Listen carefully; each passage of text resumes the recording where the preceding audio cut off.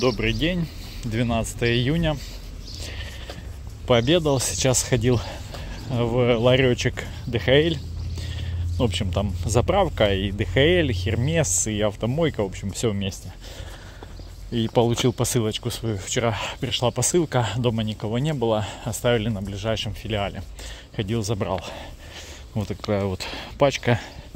Это пуховая жилетка Under Armour. Новая, с биркой, 25 евро, 700-й пух. Но S-ка. У Under Armour размер идет SM, как-то он так обозначается. Но фактически это S. Так как я парень худенький, мне бывает что-то из S-ок подходит. Вот я в такой надежде и заказал эту жилетку. Надеюсь, подойдет. А потом пойду гулять. Закину ее сейчас домой и потопаю в лес. Так, давайте посмотрим эту жилетку. Вот только распечатал. Да, выглядит, конечно, она не супер большой. Но прикольная. Материал такой. Тоже она с ДВР пропиткой. Она модель старая, конечно. Продавалась 105 евро, да? 130 было, потом уценили до 105. 700-й пух. Track my down. Отследи мой пух. Ком. Интересно, надо почитать, что это значит. Ничего себе. Это какой-то, наверное, какой-то способ чекнуть, что это за пух, откуда происхождение или что.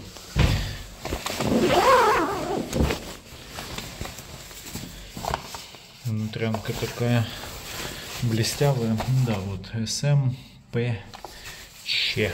Что бы это ни значило. Внутри есть даже карманчик. Такая редкость у Андера. Обычно кармана внутри нету никогда. Так. Год у нас 20-й производства. Сейчас 2005, напомню. Ладно, сейчас я быстро ее накину, посмотрю, как будет выглядеть. И побежал. Ну, я не удержался и проверил, что там за пух. Отсканировал QR-код. Перешел сразу на страничку этого изделия. Номер там указан, можно сверить с тем, что на бирке у меня. И расписано, что за перо, что за пух, откуда происхождение, как добыто, каким нормам соответствует и так далее. В общем, получается, что Fill Power, это, я так понимаю, плотность набивки или что-то подобное, 700-й, как и указано, но лабораторные исследования говорят, что даже 730. Так и написано. Типа лабораторное доказательство 730. А потом важный там нюанс — это количество пуховых кластеров. Я так понимаю, то, что называется отношение пуха к перу. Там указано 87,5. Это пух. То есть остаток 12,5% это, видимо, какое-то мелкое перо. Вот, что, в принципе, это очень хорошо. Пух серой китайской утки какой-то, соответственно, собран в Китае. И даже написано, что собран он как-то там по всем стандартам. То есть гарантия, что уток не щипали наживую. Даже такое бывает, оказывается. Я даже представить не мог, что уток можно наживую щипать. Зачем? Хз. Может, они повторно его выращивают. Не знаю. Удивился, я потом про этот пух чуть почитал в GPT.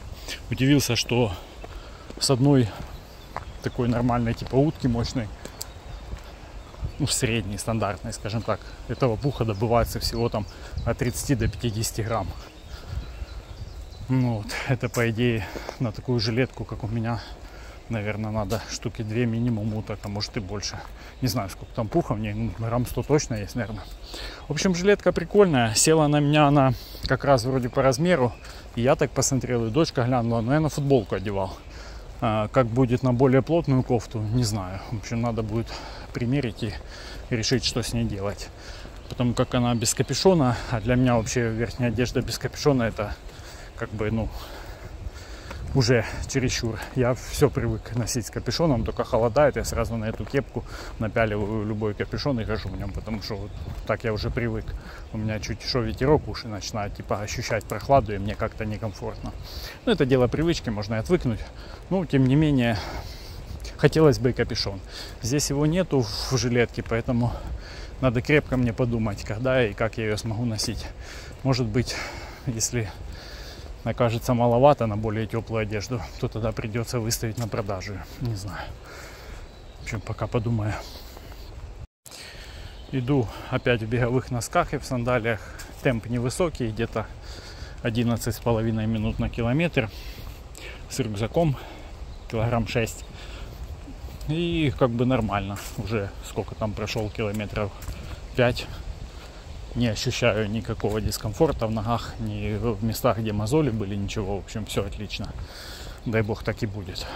Если чуть ускорить темп или палки попробовать применить, там будет видно. Не знаю, я планирую сегодня немножко еще на палках пройтись. По курсам еще хочу рассказать, как там у меня идут дела.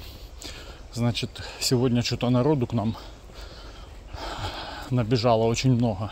Все места практически заняты. И новеньких двое или даже трое. В общем, нас стало больше. Русскоязычная девочка одна, один турок. Кто-то еще вроде был, или он только завтра придет. Ну, в общем, забегал кто-то мельком. Не помню даже, кто по национальности. Но сам факт. И сегодня уже Тадеуш, наш куратор, он пытался меня подергать по поводу резюме. Я ему сказал, я еще не закончил, то есть завтра с утра. Но я как раз вот, когда он спрашивал, я заканчивал. Думаю, уже не хотелось мне сегодня, с ним начинать движение это по вакансиям и так далее.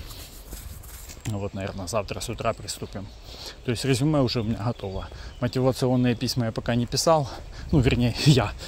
Писать его будет чат GPT, соответственно. Я так думаю, чтобы он адаптировал сразу под ту вакансию, на которую я буду отправлять конкретно. Я ему буду говорить, отправляю туда-то, чтобы он изучил эту фирму, там обязанности, то все. И с моим Лебенслауфом сравнил, и написал как положено. То есть те компетенции, которые у меня указаны в резюме, чтобы он туда перенес в этот мотивационку. Ну, в общем, он лучше знает, как это делать. Вот, это то, что планы на завтра какие. Значит, что еще? Там один парень у нас должен был сегодня последний день делать из россиян. Ну, как парень, почти полтинник.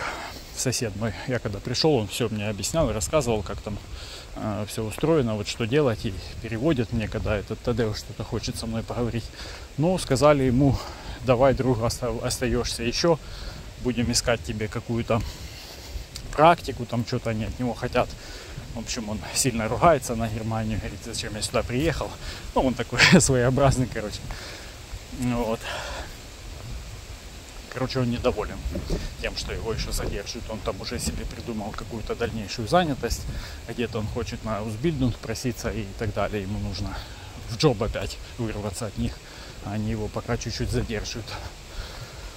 Вот такие дела. Ну, а так, в принципе, все потихоньку. Хожу, гуляюсь, пишу резюме. И завтра буду пробовать отправлять, наверное, уже. Интересно, конечно, что мне будут писать. Так там общаемся по поводу друг друга, у каждого что там свои приколы какие-то. Рассказываем, кто где на немецком учился, немецкому, вернее, этот интеграционный курс проходил, что было интересно и так далее. В общем, не скучно. Своими делами, как планировал, пока заниматься некогда мне. Пока с этим Лебенслауфом возился сегодня так же, как и вчера. Вот, а вот дальше уже надеюсь, что можно будет выкроить время. Ну, мне эта коллега этого Тадеуша, русскоязычная Элла, вчера сказала, чтобы я на понедельник ей Лебенслауф подготовил. А получается, уже завтра пятница, буду с ним начинать. У них там между собой координации нету, там, чтобы сказать, кто-то закреплен один за другим, ничего такого. Вот. Ну, пока так. Так, я отгулял уже Сижу, отдыхаю. Ходил на палках, кстати. Уже забыл, как на них ходить, честно говоря.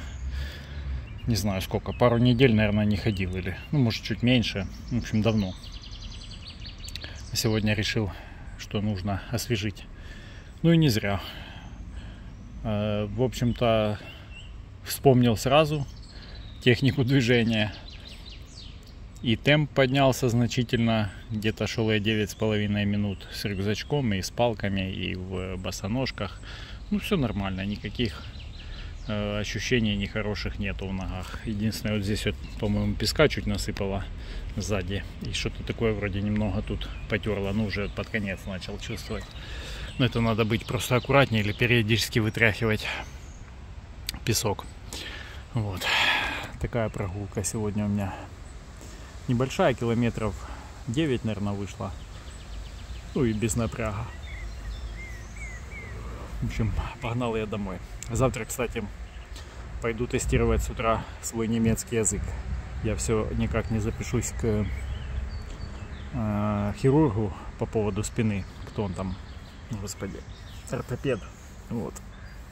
И он с утра принимает только с 7:30 до 8:30. Я таки не понял, это вообще прием или запись там у него, короче, ну, пойду в это время. И жена говорит, там только немецкоязычный персонал у него на ресепшене, поэтому буду готовить сейчас там GPT какой-то текст, чтобы, если что, они прочитали. Ну, так как они будут спрашивать, типа, на что жалуетесь, что беспокоит, чтобы определить, когда мне дать термин. Ну, типа, срочный случай или нет, и надо как-то им это все внятно объяснить.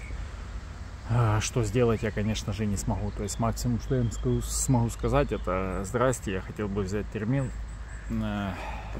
Типа, мой немецкий очень плох, поэтому прочитайте, пожалуйста, короткий текст. Не показать им на телефоне, что я там накропал. Наверное, так будет действовать. Ну а там посмотрим. Может быть, в это время где-то и врач там будет шастать, и он меня услышит и поможет. Хотя он такой жесткий. О нем весь город знает, что он не церемонится, короче. Сразу разваливает, если что не так. Ладно, такие новости. Все, до завтра.